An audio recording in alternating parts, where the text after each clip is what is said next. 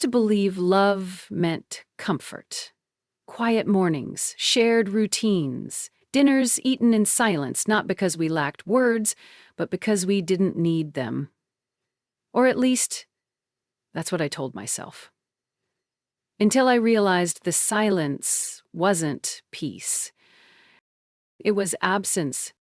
My name is Emily, and for the last 8 years I've been married to Aaron. We met in college. He was the confident future finance guy who wore suits even to 8 a.m. lectures, and I was the creative writing major who fell for his discipline and drive. He proposed at a rooftop restaurant in Chicago. I remember thinking, this is it. I've found the man who will build a life with me. And we did build something. A nice suburban home, 2 cars, dinner parties with his colleagues, but what we didn't build, what I didn't notice until much later, was a connection that went deeper than checklists. It started subtly. Aaron began coming home later, work dinners, business trips. He'd say he was tired, barely touch his food, and fall asleep halfway through a Netflix episode.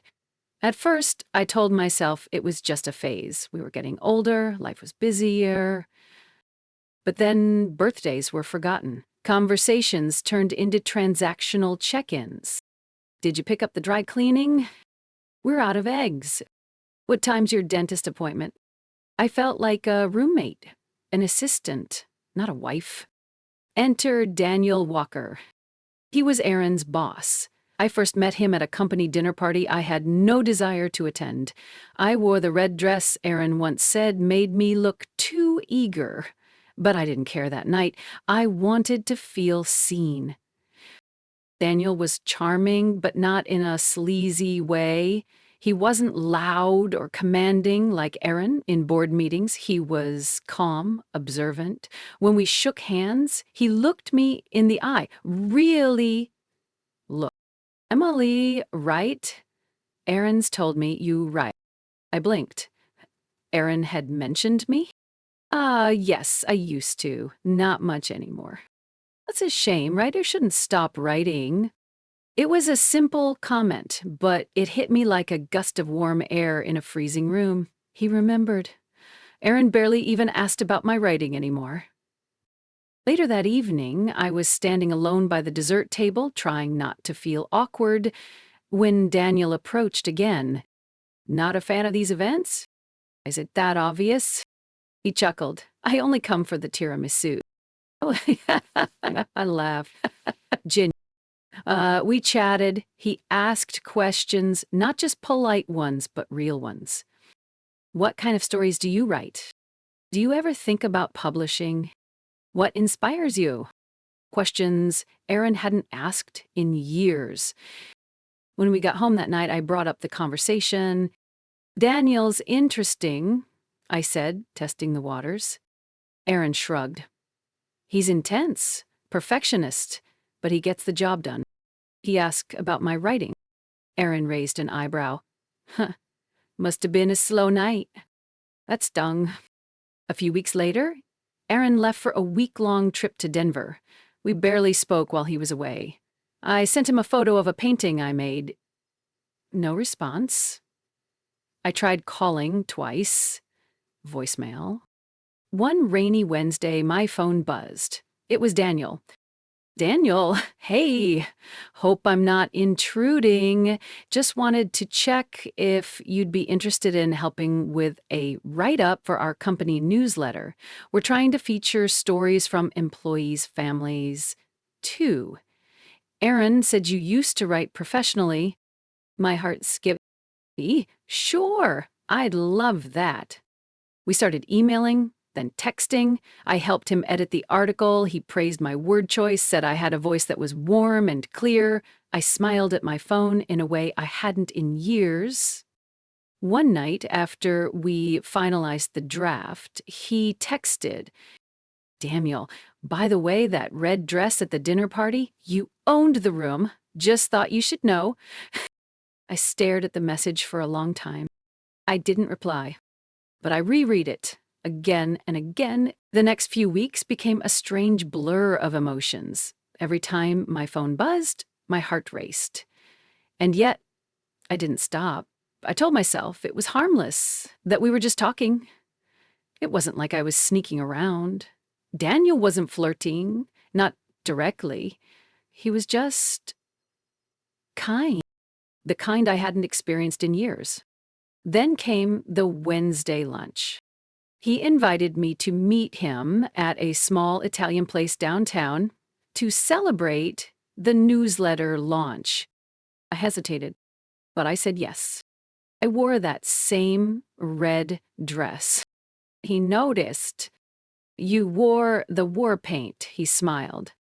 I needed to feel something, I replied honestly. Lunch was too easy. Effortless. We talked about books, childhood memories, how I used to climb the magnolia tree outside my grandmother's house to write poems. He listened. Not once did he check his watch or glance at his phone. When I got home, Aaron was on a Zoom call in the den. He nodded at me when I walked in, then turned back to his screen. That night, while I washed dishes, he came up behind me. For the first time in weeks, he touched my waist. His lips brushed my neck. "You smell nice today," he murmured. I froze. The guilt surged through me like electricity. Why did it take another man noticing me for my husband to see me again? The next day, I told Daniel we should stop texting so often. He didn't argue, just said, "I understand. I hope you find what you're looking for, Emily." But it wasn't that simple. Because now that I had tasted what it felt like to be seen, I couldn't go back to being invisible. I don't know the exact moment things shifted from innocent to something else. Maybe it was the way Daniel looked at me that day, like I wasn't just a body filling space, but a woman with thoughts, pain, and a soul that still mattered. Heron returned from his trip a day earlier than expected. He tossed his suitcase on the couch and muttered a half-hearted, "Hey." "How was the trip?" I asked. "Same old, exhausting." Then silence. That night, I lay awake again, my back to his. I wondered if he even noticed the growing space between us, or if he cared. The next morning, I told Aaron I was heading to the farmer's market. Instead, I walked aimlessly. I didn't know where I was going until I was already outside the park Daniel had once mentioned. And there he was, sitting alone, reading. He looked up and smiled. "Hey." "Hey." We sat, watched the ducks. The breeze was soft. So was the silence between us. "You okay?" he asked. Not really. He didn't ask why. He didn't need to. He simply stayed beside me. "I feel like I'm fading," I whispered. He turned toward me. "Then it's time to stop being wallpaper, Emily." I laughed through my tears. I don't know how. You start by choosing yourself, even if it's in the smallest ways. We talked for over an hour. It felt like healing. When I stood to leave, he gently touched my hand. "You're allowed to want more." At home, Aaron was watching TV. I said, "I saw Daniel today." He looked up. "Daniel Walker, why?" "Me, because he listens." "So now you're confiding in my boss?" "I tried confiding in you for years." That night, I slept on the couch, not because I had to, but because I needed space. The morning after, Aaron had already left. A note on the counter, "Had an early meeting. We'll talk tonight." I laughed. Now he wanted to talk? I looked in the mirror. My reflection seemed different, like someone who was tired of shrinking. I messaged Daniel, "Can we talk?" We met at our favorite hiking spot. The cold air was sharp, but the view calmed me. "I didn't come here to cross a line," I said. "I know," he replied. "I came to say goodbye." His eyes dimmed, but he didn't stop me. "You made me feel human again," I said.